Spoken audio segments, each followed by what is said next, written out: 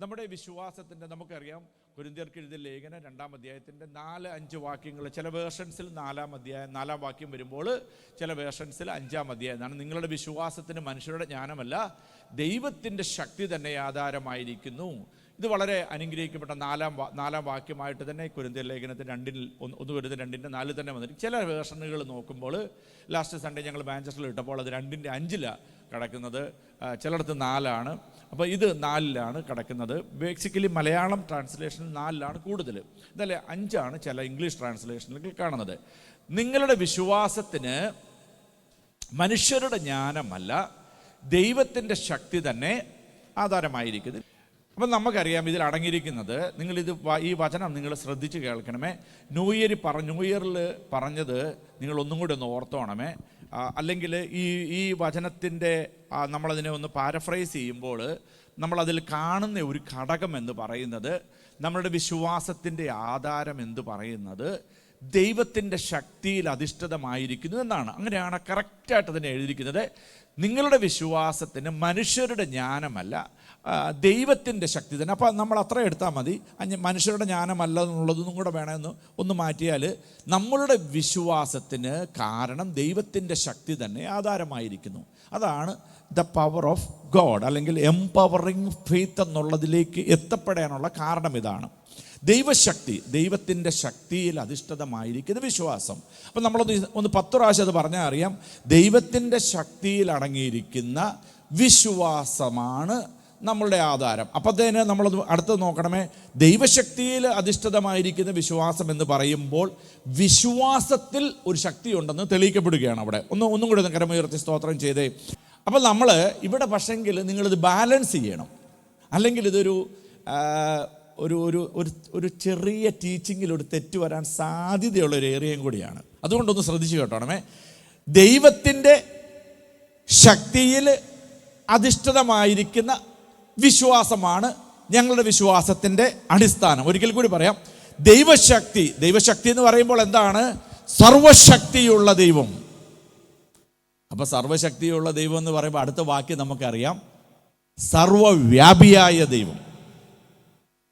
അറിയാമല്ലോ, സർവശക്തിയോട് കൂടെ തന്നെ അടങ്ങിയിരിക്കുന്ന അടുത്ത ഒരു പദമുണ്ട്, സർവവ്യാപിയായ ദൈവം. സർവശക്തനും സർവവ്യാപിയും സർവത്തിനും മുഖാന്തരവുമായവനാണ് ദൈവം. അതിലെ സർവശക്തിയുള്ള ദൈവത്തിൻ്റെ എൽ ഷദായി എന്ന പദത്തിൽ നിന്ന് നമ്മൾ ഒരു പാർട്ടാണ് എടുത്തിരിക്കുന്നത്. അല്ലാതെ നമ്മുടെ വിശ്വാസത്തിൻ്റെ മുഴുവൻ അടിസ്ഥാനവും ദൈവശക്തിയാണെന്നുള്ളതല്ല നമ്മളിതിൽ പറയുന്നത്. നമ്മൾ പറയുകയാണ് ദൈവശക്തിയിലെ സർവശക്തനായ ദൈവത്തിൻ്റെ ആ ശക്തിയിൽ അധിഷ്ഠിതമായിരിക്കുന്ന വിശ്വാസത്തിൽ മുന്നേറുന്ന വർഷമാണ് ഈ വർഷം. ഒന്ന് കരമുയർത്തി സ്തോത്രം പറയാൻ പറ്റുമോ? അവൻ സർവജ്ഞാനിയാണെന്നുണ്ട് മറുഭാഗത്ത്. അപ്പൊ സർവജ്ഞാനിയായ, സർവശക്തനായ, സർവവ്യാപിയായ ദൈവത്തിൻ്റെ ആ സർവശക്തിയിൽ അടങ്ങിയിരിക്കുന്ന ആ വിശ്വാസത്തെ ഞങ്ങൾ എടുക്കുകയാണ്. ഒന്നും കൂടെ ചേർത്ത് പറയുകയാണെങ്കിൽ, സർവശക്തിയായിരിക്കുന്ന, സർവശക്തനായിരിക്കുന്ന ദൈവത്തിൻ്റെ ശക്തിയിൽ അധിഷ്ഠിതമായിരിക്കുന്ന വിശ്വാസം ഓപ്പറേറ്റ് ഇന്ത്യയിലാകണമെങ്കിൽ സർവവ്യാപിയായ ദൈവത്തിൻ്റെ ശക്തി അവിടെ പരിണമിക്കുക തന്നെ ചെയ്യണം. ഞാൻ പറഞ്ഞത് സർവശക്തിയുള്ള ദൈവത്തിൻ്റെ ആ ശക്തിയേറിയ പ്രവൃത്തിയിൽ അധിഷ്ഠിതമായിരിക്കുന്ന വിശ്വാസം. ഈ വിശ്വാസം നമ്മളിൽ ജ്വലിക്കുമ്പോൾ ദൈവത്തിൻ്റെ ശക്തിയാണ് നമ്മളിൽ വർക്കൗട്ടാകുന്നത്. ഒന്നും കൂടെ ഒന്ന് കരമുയർത്തി സ്തോത്രം ചെയ്തേ. നമ്മളിൽ വ്യാപരിക്കുന്നത് ദൈവത്തിൻ്റെ ശക്തിയുടെ അതേ പവർ നമ്മളിൽ നിന്ന് ഇറങ്ങുമ്പോൾ ഇതുവരെ കാണാത്ത, ഇതുവരെ നടക്കാത്ത, ഇതുവരെ ചിന്തിക്കാത്ത ഏരിയകളിലുള്ള ദൈവപ്രവൃത്തി നടക്കും എൻ്റെ ജീവിതത്തിലെന്ന് വിശ്വസിക്കുന്നവർ ഈ വചനത്തോട്, ദൈവവചനത്തോട് പ്രതികരിക്കുന്നു എന്നുള്ള നിലയിൽ കരങ്ങളെ തട്ടിയിട്ട് പറ, ഇതുവരെ കാണാത്തത്, ഇതുവരെ ചിന്തിക്കാത്തത്, ഇതുവരെ നിലയ്ക്കാത്തത് വചനത്താൽ, ദൈവവചനത്തിന്റെ ശക്തിയാൽ, ഞങ്ങൾ കാഴ്ചയാൽ കാണാത്തതിനെ വിശ്വാസത്തിനാൽ കാണുമ്പോൾ. അപ്പൊ നമ്മൾ പറയേണ്ടത്, വിശ്വാസത്താൽ ഞങ്ങൾ ചുവടുവെക്കുമ്പോൾ സാധ്യതകളൊന്നും ഞങ്ങൾക്ക് വേണ്ട. സാധ്യതകളെ വേണ്ട. സാധ്യതകളില്ലാതെ, ഒരു സപ്പോർട്ടുമില്ലാതെ, ഒന്നും ഞങ്ങൾക്ക് അനുകൂലമല്ലാത്തവിടത്ത് ഞങ്ങൾ വിശ്വാസത്താൽ ചുവടുവെക്കും. സ്തോത്രം. ഈ ഡോക്ടേഴ്സ് ആയിരിക്കുന്നവരോട് ചോദിച്ചാൽ, ഇപ്പം ആർക്കെങ്കിലും ഇവിടെ തലകറങ്ങി വീണാലും പല്ലുവേദനയാണെന്ന് പറഞ്ഞാലും വളരെ ശ്രദ്ധിച്ചേക്കണം. രണ്ട് കാര്യമാണ് പറഞ്ഞത്. തലകറങ്ങി ഒരാൾ വീണു, ഒരാൾക്ക് പല്ലുവേദന. പക്ഷെ ഡോക്ടേഴ്സ് ഉണ്ടെങ്കിൽ ഒരു സ്റ്റെതസ്കോപ്പ് കിട്ടിയാൽ ചുമ്മാ ആണെങ്കിലും എടുത്ത് അതൊന്ന് വെച്ച് നോക്കും അല്ലേ. തലകറക്കാണേലും ഈ എക്യുപ്മെൻ്റ് അവരുടെ കിട്ടിയാലുണ്ടല്ലോ, ഇവരിത് വെച്ച് നമ്മൾ പറയും പല്ലുവേദന ഇരിക്കട്ടെ, എന്നാലും പക്ഷെ തല കറങ്ങിയ വീണ ഡോക്ടറെ, ഇല്ല എന്നാലും ഞാൻ നോക്കട്ടെ, ഇതെല്ലാം വേറെ. അതായത് ടൂളിനെ ആശ്രയിക്കും അല്ലേ. പക്ഷെ അപ്പം നമ്മൾ ഇപ്പം ഞാൻ വീണ് കിടക്കുക ഇങ്ങനെ, അജീഷാണ് ഡോക്ടർ എന്ന് വിചാരിക്കും. കുഴപ്പമുണ്ടോ? ഇല്ല. അപ്പോൾ വിജയപാഷോട് ചോദിക്കുക സ്റ്റെതസ്കോപ്പ് ഉണ്ടോ? അപ്പോൾ അദ്ദേഹം പറയും ഇല്ല എന്ന് പറയുന്നവിടത്ത് ഡോക്ടർ പിന്നെ വിശ്വാസത്താല ഹാർട്ടുണ്ട്, ഇതുണ്ട്. പൗലോസും ശീലാസും കാരാഗ്രഹത്തിൽ കിടക്കുകയാണ്. അവർക്ക് തമ്പയറുണ്ടോ, മൈക്ക് സെറ്റ് ഉണ്ടോ, ഇതുണ്ടോ, ഈ നിലയിൽ ഇത്രയും ക്രമീകരിക്കപ്പെട്ട ഒരു മൈക്രോഫോൺ ഉണ്ടോ എന്നൊന്നും അവർ നോക്കിയില്ല, ഒന്നുമില്ല.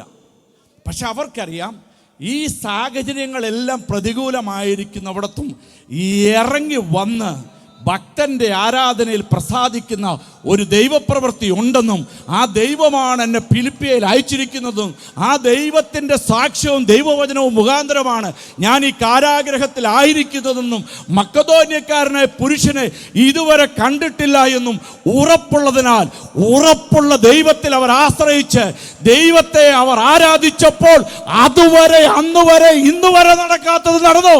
അങ്ങനെയാണെങ്കിൽ കരങ്ങളെ തട്ടിയിട്ട് പറ, 2026 is going to be an extraordinary faith work. Extra ആയിട്ട് നടക്കണം. സ്തോത്രം. Extra ordinary.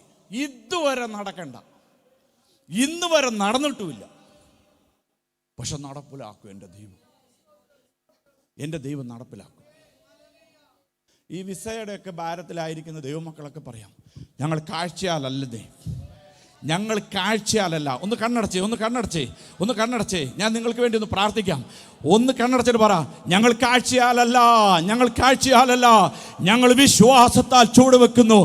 എൻ്റെ ദൈവമോ എൻ്റെ ബുദ്ധിമുട്ടുകളൊക്കെയും അവൻ തൻ്റെ മഹത്വത്തിനൊത്തവണ്ണം ഇന്ന് പകലിലും തീർത്തു തരാൻ മതിയായവനെങ്കിൽ ഇത് എംപവറിംഗ് ഫെയ്ത്തിൻ്റെ ശക്തി ഈ വർഷം എൻ്റെ ജീവിതത്തിൽ വെളിപ്പെടുമ്പോൾ ഇതുവരെ കാണാത്ത നിലകളിലുള്ള മലകൾ എൻ്റെ മുമ്പിൽ നിന്ന് ഉരുണ്ടുപോകും, പാറകൾ തകർക്കപ്പെടും, ദൈവശക്തിക്ക് വിരോധമായിട്ട് ഉയർന്ന എല്ലാം തകരും.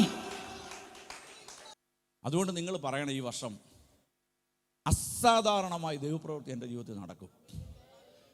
നമ്മുടെ ജീവിതത്തിൽ, എൻ്റെ ജീവിതത്തിലും നിങ്ങളുടെ ജീവിതത്തിലും നടക്കപ്പെടുന്ന എല്ലാ അനുഗ്രഹങ്ങളുടെയും മഹത്വം കർത്താവേ നീ ചെയ്തില്ലായിരുന്നെങ്കിൽ. ഈ ദാനിയേലിൻ്റെ പ്രാർത്ഥനകളുടെ ഒരു ഏറ്റവും വലിയ സന്തോഷം, ഞാൻ കഴിഞ്ഞ രാത്രി ഇങ്ങനെ ഭാഗം ചുമ്മാ വായിച്ചു. ദാനിയേൽ ഒരു പ്രവാചകനായിട്ട് നമുക്കറിയാം അല്ലേ. ദാനിയേൽ പ്രവാചകൻ്റെ പുസ്തകം എന്ന ദാനിയേൽ പ്രവചന പുസ്തകത്തെ കാണുന്നത് തന്നെ. ദാനിയേൽ പ്രവചന പുസ്തകം നമ്മൾ വായിച്ചിട്ട് യിരെമ്യാ പ്രവചന പുസ്തകം വായിച്ചാറുണ്ടല്ലോ, നമ്മൾ പറയൂ തിരിഞ്ഞുപോയി. യിരെമ്യാവ് വായിച്ചിട്ട് ആയിരുന്നു ദാനിയേൽ വായിക്കേണ്ടത്. മുഴുവൻ ദാനിയേലും എസെക്കിയേൽ എന്നൊക്കെ പറയാം, എസെക്കിയേൽ പ്രവചന പുസ്തകം എന്നൊക്കെ പറയുന്നുണ്ടല്ലോ, നിഗൂഢതകൾ അടങ്ങിയ വ്യാഖ്യാനവും വ്യാഖ്യാനത്തിൻ്റെ പൊരുളും തിരിച്ചെങ്കിൽ മാത്രമേ ഈ പുസ്തകങ്ങളൊക്കെ മനസ്സിലാവുകയുള്ളൂ. അപ്പം ഞാൻ പറയാൻ വന്നത് ദാനിയേൽ എന്ന് പറഞ്ഞ ഭക്തനെക്കുറിച്ചാണ്. അപ്പോൾ അത്രമാത്രം ഈടുറ്റ പുസ്തകം എഴുതിയ ദാനിയേൽ യിരെമ്യാവിൻ്റെ പ്രവചന പുസ്തകത്തിൽ വിശ്വസിച്ചിരുന്നു. സ്തോത്രം. ഇപ്പം യിരെമ്യാവ് എഴുതിയ പ്രവചന പുസ്തകത്തിലൂടെ തനിക്ക് ബോധ്യമായി പ്രവാസകാലം തീരാറായെന്നും താൻ 70-ാം വർഷം നിൽക്കുന്നു എന്നും ഇന്ന രാജാവിൻ്റെ ആണ്ടിൻ്റെ ആദ്യത്തെ ആരംഭ വർഷത്തിൽ തന്നെ ആദ്യത്തെ ദിവസം തന്നെ താൻ പ്രാർത്ഥിക്കുന്ന കാര്യങ്ങളെക്കുറിച്ചൊക്കെ അവിടെ പറഞ്ഞിട്ട് ആ കാലസംഖ്യ ഒത്തുവന്നിരിക്കുകയാണ്. പക്ഷെങ്കിൽ എന്നിട്ടും തനിക്ക് മടങ്ങി പോകാറായി. പക്ഷെ താൻ പ്രാർത്ഥിക്കുന്ന പ്രാർത്ഥന എന്നറിയോ, തിരുമുഖം ഞങ്ങളുടെ മേൽ പ്രകാശിപ്പിക്കണമേ. ഞാനും എൻ്റെ പിതൃഭവനവും യിരെമ്യാവിൽ നിന്ന് കോട്ടെടുക്കുന്നതാണ്. ഞങ്ങൾ പാപം ചെയ്ത് അങ്ങേക്ക് അനിഷ്ടമായുള്ളത് ചെയ്തിരിക്കുന്നു. സാധ്യതകൾ ഉള്ളപ്പോഴും വിശ്വാസത്തിൻ്റെ പ്രഖ്യാപിക്കുകയാണ്. നമ്മൾ പറയേണ്ടത് എങ്ങനെയാണെന്നറിയോ? നെഗറ്റീവ് ആംഗിളിൽ കാണല്ലേ. ചന്ദ്രക്ക് മേശക്ക് അബേദ്ദോനൊക്കെ പറഞ്ഞൊരു പദമുണ്ട്. ഈ തീക്കുണ്ടത്തിൽ നിന്ന് വിടുവിച്ചാലും. അപ്പം നമ്മൾ ചിന്തിക്കാൻ അറിയോ, അതൊരു കോംപ്രമൈസ് ടോക്കല്ലേ അല്ലേ? നമ്മളൊരു ഇൻ്റർവ്യൂവിന് പോവുക, അപ്പോൾ നമ്മൾ അതിനെ ഒന്ന് ലോ ഗ്രേഡിൽ കൊണ്ടുവരിക. കിട്ടിയാലും കിട്ടിയില്ലേലും അപ്പം തന്നെ അടുത്ത ആൾ കേൾക്കുന്ന ആൾ ചോദിക്കും, അപ്പം നിനക്കൊരു ഫെയ്ത്ത് ഇല്ലേടാ? അങ്ങനെയല്ലേ ചോദിക്കുന്നത്? നമ്മളങ്ങനെയല്ലേ ചോദിക്കുന്നത്? അപ്പോൾ പക്ഷേ ഇവരത് പറയല. ഞങ്ങളുടെ ദൈവത്തിന് ഞങ്ങളെക്കുറിച്ചുള്ള പദ്ധതി തീയിൽ തീരാനാണെങ്കിൽ ഞങ്ങൾ അതിൽ സന്തോഷിക്കുന്നു. സ്തോത്രം, സ്തോത്രം, സ്തോത്രം, സ്തോത്രം, സ്തോത്രം, സ്തോത്രം, സ്തോത്രം.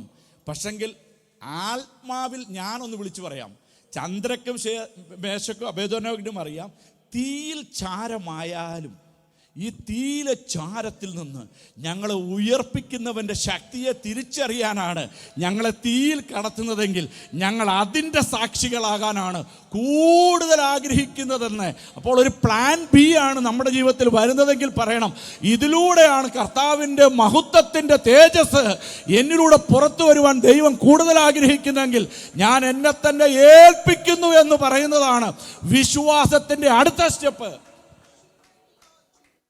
നമ്മൾ അനുഗ്രഹിക്കപ്പെടാൻ വിളിക്കപ്പെട്ടവരാ ആണല്ലോ. ഞാൻ പറഞ്ഞു നിർത്താമേ. അനുഗ്രഹിക്കപ്പെടാൻ വിളിക്കപ്പെട്ടവരാണെങ്കിൽ നമ്മൾ അനുഗ്രഹിക്കപ്പെട്ടേ മതിയാകുകയുള്ളൂ. ഒന്ന് കരമുയർത്തി സ്തോത്രം ചെയ്തേ. ഇംഗ്ലണ്ടിൽ വന്നിട്ട് നമ്മൾ നാട്ടിലെ കാര്യങ്ങൾ ചിന്തിച്ച്, വർക്ക് പ്ലേസിലെ കാര്യങ്ങൾ ചിന്തിച്ച്, ബുദ്ധിമുട്ട് അനുഭവിക്കുന്നവരുടെ കാര്യങ്ങൾ ചിന്തിച്ച് നമ്മുടെ സമയങ്ങൾ അങ്ങനെ അങ്ങ് പോവുക. കർത്താവിനോട് പറയണം, കർത്താവേ, പാലും തേനും ഒഴുകുന്ന കനാനിൽ അബ്രഹാമിനെ കൊണ്ടുപോയിട്ടുണ്ടെങ്കിൽ അബ്രഹാം ആ ദേശത്തിൻ്റെ നന്മകൾ അനുഭവിക്കണം. കൽദയരുടെ ഊരിലിട്ട് ദൈവത്തിന് അനുഗ്രഹിക്കാൻ പറ്റാഞ്ഞിട്ടല്ല, അവിടെ നിന്ന് ഒരു മേൽത്തരമായ രാജ്യത്തേക്ക് തന്നെ കൊണ്ടുപോയത്. അങ്ങനെയാണെങ്കിൽ ഒന്ന് പറയണം, ഇംഗ്ലണ്ടിൽ ഞാൻ ആയിരിക്കുന്നത് ഇന്നും ബാബേൽ പ്രവാസത്തിൽ നിന്ന് ഇസ്രായേൽ മക്കൾ കടന്നു വന്നപ്പോൾ അവർ സ്വപ്നം കാണുന്നവരെ പോലെ ആയിരുന്നു എന്ന് സങ്കീർത്തനത്തിൽ എഴുതിയിരിക്കുന്നത് പോലെ പറയണം, കർത്താവേ, ഞാൻ നിൽക്കുന്നത് ഇംഗ്ലണ്ടിലാണെന്ന് ഞാൻ നന്നായിട്ട് അറിയുന്നു. പക്ഷേ ഇതൊരു സ്വപ്നമായിട്ടും ഞാൻ ചിലപ്പോൾ കാണുന്നു. എന്നാലും ഇവിടെ വന്നിട്ടും ഈ രാജ്യത്തിൻ്റെ നിലവാരത്തിനൊത്തവണ്ണം, സാമ്പത്തിക ഭരണഘടനയ്ക്ക് ഒത്തവണ്ണം എനിക്ക് ഉയരാൻ കഴിയുന്നില്ല.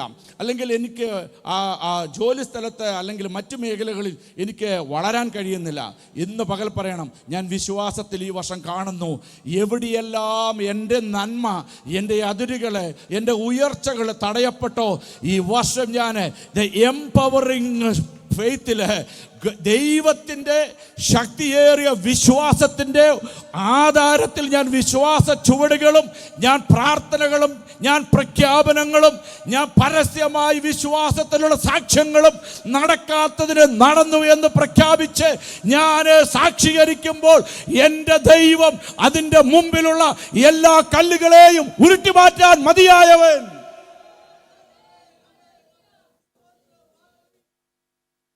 ഉൽപ്പത്തി പുസ്തകം ഒരു സംഭവം പറഞ്ഞങ്ങ് നിർത്താമേ. ഉൽപ്പത്തി പുസ്തകം 1-ാം അധ്യായത്തിൻ്റെ 28-ാം വാക്യം നമുക്ക് ഒരുമിച്ച് പറയാം, എന്നിട്ട് ഞാൻ നിർത്താം. ഒന്ന് വായിച്ച മക്കളെ.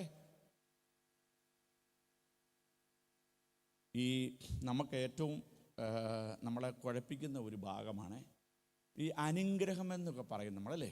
അനുഗ്രഹം എന്ന് പറയും. എന്താണ് ഈ അനുഗ്രഹം എന്ന് ശരിക്കും പറഞ്ഞാൽ അറിയത്തില്ല. അതെന്നാ പാസ്റ്റേ? ബ്ലെസ്സിങ്സ് ഈസ് ഈക്വൽ ടു എന്തൊക്കെ? What are the contents included in the word of blessings?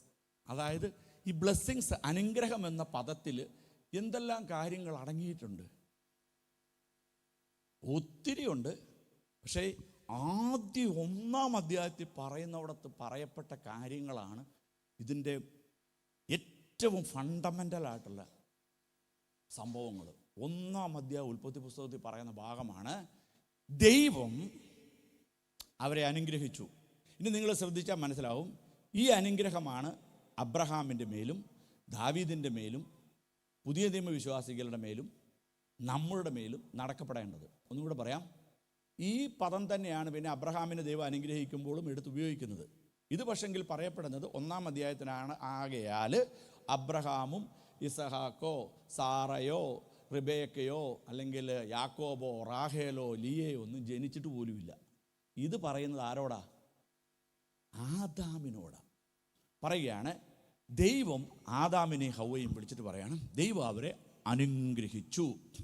1-ാമത്തെ അനുഗ്രഹത്തിൽ അടങ്ങിയിരിക്കുന്ന കണ്ടന്റാണ് നിങ്ങൾ സന്താനപുഷ്ടിയുള്ളവരായി. അപ്പം സന്താനപുഷ്ടിയുള്ളവരാകുവീനെന്നല്ല പറഞ്ഞത്. നമ്മൾ ഈ വചനം അതേ ആപ്റ്റ് കാണണമേ. സന്താനപുഷ്ടിയുള്ളവരാകുവീൻ. വിജയപാഷയുടെ വിവാഹം നടക്കുക, നമ്മളെല്ലാം സാക്ഷികളുടെ ഒരു സമൂഹമായിട്ട് കൂടിയിരിക്കുകയാണ്. നീതു ഒരുങ്ങി വരുന്നു, മുടിയൊക്കെ അലങ്കരിച്ച് അദ്ദേഹം നല്ല സുമുഖനായി സുശീലനും ആയിട്ട് വന്നിരിക്കുന്നു. ഞാനാണ് വിവാഹം നടത്തുന്നതെന്നങ്ങ് ഭാവനയിൽ കാണുക. അപ്പോൾ ഞാൻ പറഞ്ഞു, നിങ്ങളുടെ വിവാഹം കർത്താവ് ഏറ്റവും അനുഗ്രഹിക്കപ്പെട്ട നിലയിൽ നിന്ന് നടത്തി, ദൈവം യോജിപ്പിച്ചതിനെ മനുഷ്യർ വേർപിരിക്കരുത്, മുപ്പിരി ചരടിൻ്റെ ബലം അറ്റുപോകില്ല, ഇങ്ങനെയൊക്കെ പറഞ്ഞിട്ട് പറയുകയാണ്. അതുകൊണ്ട് നിങ്ങളുടെ ദൈവദാസൻ എന്നുള്ള നിലയിൽ ഞാൻ നിങ്ങളെ പിതാവിൻ്റെയും പുത്രൻ്റെയും പരിശുദ്ധാത്മാവിൻ്റെയും നാമത്തിൽ അനുഗ്രഹിച്ച് നിങ്ങൾ സന്താനപുഷ്ടിയുള്ളവരാകുവീൻ എന്നാ പറയുള്ളൂ. സന്താനപുഷ്ടിയുള്ളവരായി പെരുകാൻ പറഞ്ഞാൽ റിജോയ് പാഷയുടെ പപ്പ എൻ്റെ മുഖത്തോട്ടൊന്ന് നോക്കൂ, ഇല്ലേ? പെരുകാൻ ആരും വിവേകമുള്ള പാസ്റ്റർ പറയത്തില്ല. നിങ്ങൾ സന്താനപുഷ്ടിയുള്ളവരായി ഈ ഭൂമി അടക്കി, അങ്ങനെയൊക്കെ പറഞ്ഞും വിടുകയുള്ളൂ. പക്ഷെങ്കിൽ ഇവിടെ ആദാമിനോട് പറയുന്ന പദം എന്നാണെന്നറിയാവോ? നിങ്ങൾ സന്താനപുഷ്ടിയുള്ളവരായി പെരുകുക. ഈ നമ്മുടെ കണക്കിൽ ഈ പെരുക്കലില്ല. പക്ഷെ ഈ വർഷം പറയണം, ഞാൻ പെരുകും. നമ്മൾ ദൈവവചനത്തിനെ എന്തിനാ ബ്രാക്കറ്റ് ഇട്ട് ഒരു വാക്ക് മാറ്റിയത്? നമ്മൾ പറയണം, ഈ വർഷം ഞങ്ങൾ പെരുകും. അപ്പൊ 1-ാമത്തെ അനുഗ്രഹം എന്ന് പറയുമ്പോൾ ഈസ് ഈക്വൽ ടു ഒരു പെരുപ്പമുണ്ടാകും. അപ്പൊ നമ്മൾ പറയണം, ഞങ്ങൾ സന്താനപുഷ്ടിയുള്ളവരായി പെരുകും എന്ന് പറഞ്ഞേ. 1-ാമത്തേത് പാസ്റ്ററെ ഇവിടെ വാ, നമുക്ക് പ്രാർത്ഥിച്ച് നിർത്താം ഇവർക്ക് വേണ്ടി. 1-ാമത്തേത് ഒന്ന് ശ്രദ്ധിക്കാമോ? സഭ ആത്മീയ പുത്രന്മാരെയും പുത്രിമാരെയും കൊണ്ട് ഞങ്ങൾ പെരുകും. ഞങ്ങൾ സന്താനപുഷ്ടിയുള്ളവരായി പെരുകും. അത് പാസ്റ്ററെ സഭ വരിക എനിക്ക് എന്നാ പറയാനല്ല. ഇയ്യോബ് തൻ്റെ സഹോദരന്മാർക്ക് വേണ്ടി പ്രാർത്ഥിച്ചു, തനിക്കത് അനുഗ്രഹമായി തീർന്നു. ദാവീദ് പ്രാർത്ഥിച്ചു, ദാവീദിൻ്റെ പ്രാർത്ഥന തൻ്റെ മാർവിടത്തിലേക്ക് മടങ്ങി വന്നെങ്കിൽ നിങ്ങൾ സഭയെ അനുഗ്രഹിച്ച് പ്രാർത്ഥിപ്പാൻ ഇന്നു മുതൽ തയ്യാറാണോ? ഈ പുതുവർഷം ഞാനൊരു കാര്യം നിങ്ങളെ ഏൽപ്പിക്കുകയാണ്. നിങ്ങളുടെ പ്രാണനോട് തുല്യമായിട്ട് വെക്കണം. ഞാനായിരിക്കുന്ന സഭ വളരണം, അത് സഭ വർദ്ധിക്കണം, സഭ പെരുകണം, സഭ ദേശത്തിൻ്റെ മേൽ. അതുകൊണ്ട് 1-ാമത്തേത്, ദൈവം അവരെ അനുഗ്രഹിച്ചു. നിങ്ങൾ സന്താനപുഷ്ടിയുള്ളവരായി പെരുകുവീൻ. ഈ പെരുക്കലിലുണ്ടല്ലോ സകല ബ്ലെസ്സിങ്ങുകളുമാണ്. ഇനി തലമുറകളില്ലാത്തവർ ഈ സഭയിൽ എനിക്കറിയത്തില്ല, അത്രയും ഡീറ്റെയിൽ ആയിട്ട് പാസ്റ്റർക്കറിയാം. പാസ്റ്റർ തലമുറകൾക്ക് വേണ്ടി പ്രാർത്ഥിക്കുന്നവരെ ഈ വചനം വെച്ച് അങ്ങോട്ട് അനുഗ്രഹിച്ചിട്ട് പറയണം, നിങ്ങൾ സന്താനപുഷ്ടിയുള്ളവരായി പെരുകുക. 1-ാമത്തേത് പെരുകുക. 2-ാമത്തേതിൻ്റെ എന്നറിയോ? അത് ഭൂമിയിലെങ്ങും നിറയണം. 1-ാമത്തേത് പെരുക്കലാണെങ്കിൽ 2-ാമത്തേത് നിറയല. ഞാൻ നിറയും. ഏതൊക്കെ മേഖലകളിൽ നിറയണം? രാജ്യത്ത് വന്നിട്ട് സാമ്പത്തികമായിട്ട് എനിക്കൊരു നിറവുണ്ടാവും. ആരോഗ്യത്തിൽ ക്ലേശം അനുഭവിക്കുന്നവർ പറയണം, അതിനെയെല്ലാം ഞാൻ ജയിച്ച് ഞാൻ ആരോഗ്യമുള്ളവനായി നിറയും. പരിശുദ്ധാത്മാവിനെ ദൈവം ദാനമായി നൽകുമ്പോൾ അതിനെ എത്രത്തോളം ഉൾക്കൊള്ളാൻ പറ്റുമെന്ന് അറിഞ്ഞ് നിറയ്ക്കുന്നവൻ്റെ ആത്മാവിൻ്റെ ശക്തി എൻ്റെ മേൽ വരുമ്പോൾ നിറയപ്പെടത്തക്ക നിലകളിലേക്ക് എൻ്റെ ശരീരത്തെ രൂപാന്തരം വരുത്തുവാൻ ഒരു നിറവെൻ്റെ മേൽ ഉണ്ടാകട്ടെ. ഒരു ഇസഹാക്ക് ജനിക്കണമെങ്കിൽ സാറയിൽ ഒരു രൂപാന്തരം ഉണ്ടാകണം. ഇന്ന് പകൽ എന്നെ കേൾക്കുന്ന ദൈവമക്കൾ, ആരോഗ്യത്തിലും അനാരോഗ്യത്തിലും പ്രവർത്തിക്കുന്ന ദൈവത്തോട് പറയണം, എൻ്റെ രോഗശക്തികളെ ഇന്ന് പകൽ ഞാൻ മാറ്റി ആരോഗ്യമുള്ളവനായി ഞാൻ ജയിക്കും. ഒന്നാമത് ഞാൻ പെരുകും, രണ്ടാമത് ഞാൻ നിറയും, മൂന്നാമത്തേത് എന്നാണെന്നറിയാവോ? നിങ്ങളെന്നെ ശ്രദ്ധിച്ച് കേട്ടോട്ടെ. മൂന്നാമത്തേട് പറയാം. നമ്മുടെ ജീവിതത്തിലെ ഏറ്റവും സന്തോഷം നൽകുന്നതോടൊപ്പം നമ്മളെ ദുഃഖിപ്പിക്കുന്ന ഒരു വിഷയം എന്നാണെന്നറിയാവോ?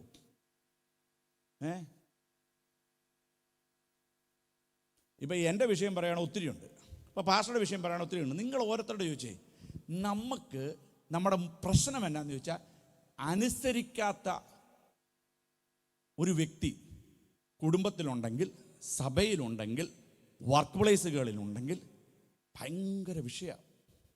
നമ്മുടെ സമാധാനം പോകും.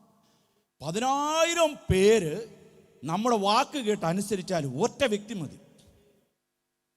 അപ്പം ഇവിടെ പറയുകയാണ്, 1 ഞാൻ പെരുകും, 2 ഞാൻ നിറയും, മൂന്നാമത് പറയാണ് ഞാൻ അതിനെ അടക്കും. അതായത് നമ്മുടെ മുമ്പിൽ പർവ്വത സമാനമായി ഉയർന്നു നിൽക്കുന്ന വിഷയങ്ങളോട് പറയണം, യേശുവിൻ്റെ നാമത്തിൽ ഇന്ന് പകൽ ദൈവശക്തിയിൽ അധിഷ്ഠിതമായ വിശ്വാസത്താൽ ഞങ്ങൾ ആ വിഷയത്തെ അങ്ങ് അടക്കുന്നു.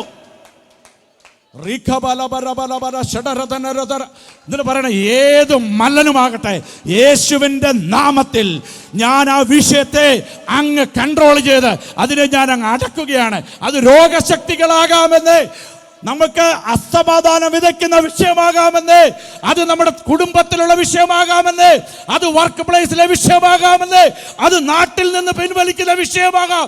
ഇന്ന് പകൽ പറയണം, അതിനെ ഞാൻ യേശുവിന്റെ നാമത്തിൽ ഞാൻ അടക്കുന്നു. സഭ പെരുകണമെന്ന് ആഗ്രഹിക്കുന്നവർ ഒരിക്കൽ കൂടി ഈ ഇരു കരങ്ങൾ ഉയർത്തിയ ആമേൻ പറഞ്ഞേ. സഭ നിറയണമെന്ന് ആഗ്രഹിക്കുന്നവർ ആമേൻ പറഞ്ഞേ. സഭ ചിലതിനെ അടക്കാൻ പോണതിനായി ഒരാമീൻ പറഞ്ഞേ. 3 വിഷയത്തെങ്കിൽ പറഞ്ഞെങ്കിൽ നാലാമത്തെ എന്നാണെന്നറിയോ? ദൈവം അവരോട് പറഞ്ഞു, നിങ്ങൾ സന്താനപുഷ്ടിയുള്ളവരായി പെരുകി നിറഞ്ഞ് നിങ്ങൾ അടക്കി നിങ്ങൾ ഈ ഭൂമിയിൽ വാഴണം. ടെൽഫോർഡിൽ കൊണ്ടുവന്നിരിക്കുന്നത് സ്പിരിച്വലി നമ്മൾ ഈ ദേശത്തെ കൺട്രോൾ ചെയ്യാൻ വേണ്ടിയിട്ടാണ്. സ്പിരിച്വലി അത് നന്നായിട്ട് അറിയണം. നമ്മൾ പറയും നമ്മുടെ വർക്ക് പ്ലേസിൽ നമുക്ക് എതിരുണ്ട്, പാരയുണ്ട്, അതുണ്ട്, ഇതുണ്ട്, അല്ലെങ്കിൽ പാസ്റ്റർ എന്നെ കുത്തിയാണ് പ്രസംഗിക്കുന്നത്, അല്ലെങ്കിൽ എൻ്റെ സാഹചര്യമല്ല പാസ്റ്ററുടെ സാഹചര്യം, എൻ്റെ സാഹചര്യമല്ല മറ്റേ ആളുടെ വിഷയം, ഇതെല്ലാം പറയും. പക്ഷെങ്കിൽ നമുക്ക് ആത്മാവിൽ പ്രാർത്ഥിപ്പാൻ കഴിയും. ആത്മാവിൽ പ്രാർത്ഥിപ്പാൻ കഴിയും.